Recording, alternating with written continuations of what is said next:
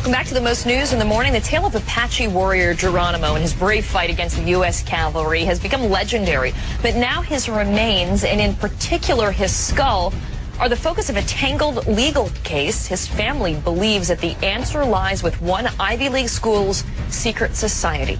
Deborah Farrick is here with more on this fascinating story for us. Hey, Deb. Hey there. Well, you know, Karen, for decades the story was thought to be a rumor that members of a secret society at Yale, stationed at Fort Sill, Oklahoma, after enlisting in World War I, stole the skull, femur, and saddle bit of the great Geronimo who was buried there. Well, Geronimo's family wants to know the truth, and they want to have a proper burial befitting such a hero. Geronimo hanged for murder. Just his name, Geronimo, conjures up images like these in an American legend. A fierce Apache leader and his warriors greatly outnumbered, fighting off the U.S. cavalry in an attempt to save his people and their way of life. And he's eventually surrounded and outmanned, outgunned. He is convinced to surrender. Geronimo died a prisoner of war, his body buried in Fort Sill, Oklahoma. Now, 100 years later, his family is suing to get his remains back.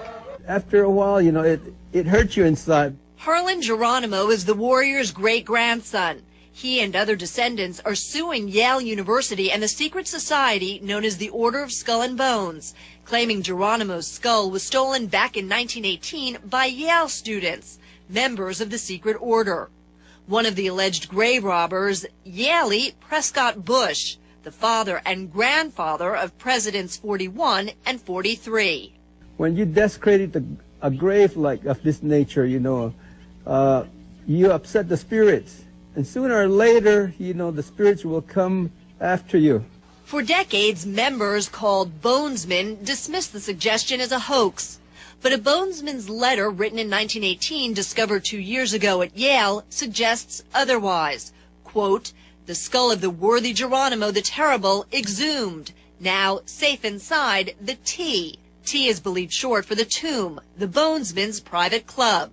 I spoke with several bonesmen who told me that inside the tomb there is a glass display case containing a skull, and the bonesmen have always called it Geronimo. Author Alexandra Robbins wrote a book on the secret order.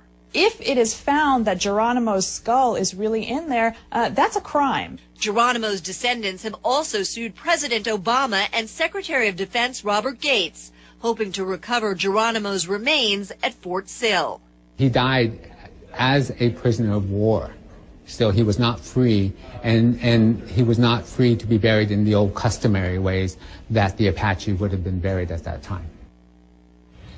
Now, Geronimo's great-grandson says he's willing to take a DNA test. He and his family want Yale University and Skull and Bones members to tell what they know. We attempted to reach Skull and Bones. No one returned our calls. Yale says the university does not have Geronimo's remains and that it does not speak for the secret society. So a lot of unanswered questions. And how did Yale know that they don't have them then? Well, there you go. But they're looking into it. Technically, they could subpoena and possibly see whether, in fact, anybody will say, oh, yeah, well, that happens to be the skull, but unlikely. Wow. Deb Farrick, thank you.